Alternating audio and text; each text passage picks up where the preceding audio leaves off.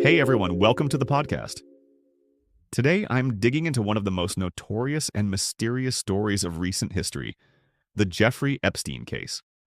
This is a story full of power, scandal, and unanswered questions, so let's get into it. Jeffrey Epstein's name first made real headlines not for finance but for the accusations against him. But it's worth starting at the beginning. Epstein was born in Brooklyn in 1953. He grew up in a modest home and started out as a schoolteacher, despite never actually finishing his college degree. That's already a bit unusual, but things got stranger from there. He made a leap into finance in the 1970s, eventually landing at Bear Stearns, a big Wall Street firm. There, he impressed people by bringing in wealthy clients, and soon left to start his own firm, reportedly only serving billionaires. For a long time, Epstein seemed to live a life of luxury many could only dream of. His fame came mostly from being friends with powerful people, politicians, business leaders, and even royalty. But there was a darker side.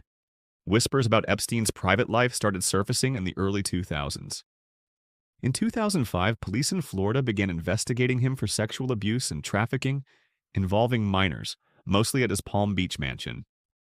What shocked people, honestly, was what happened next. Despite dozens of accusations and evidence collected by law enforcement, Epstein cut a deal with prosecutors. In 2008, he pled guilty to minor charges, spent very little time in jail, and most of that was spent on work release, leaving jail to go to his office during the day. This plea deal is now infamous and has been called one of the most controversial in American legal history. Many people wondered, how did he manage to avoid much harsher consequences? Epstein's network was massive. He regularly socialized with celebrities, scientists, politicians, even former presidents.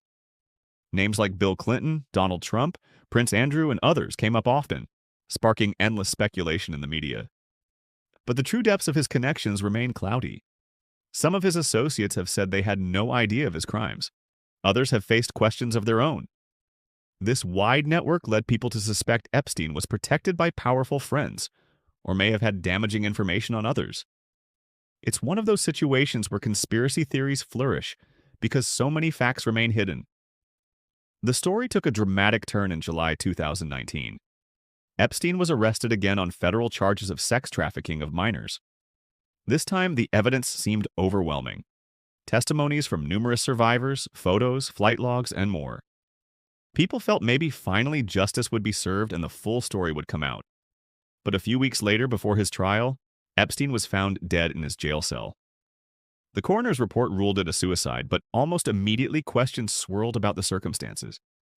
Jail guards fell asleep, surveillance cameras malfunctioned, and the facility had previous security issues. A huge section of the public, and plenty of experts, simply didn't believe the official story. That's what really keeps the Epstein case alive in the news and in people's imaginations. There's the crime itself. Wealthy, powerful people abusing their position and getting away with it for years. There's the justice system, exposed as having been manipulated or circumvented. And there's the ending.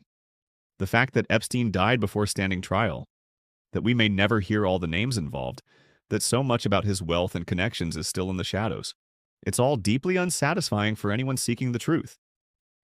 What strikes me most is how the Epstein story is like a window into so many bigger problems. There's the reality that money and influence still buy protection. There's the pain of survivors who spent years being ignored.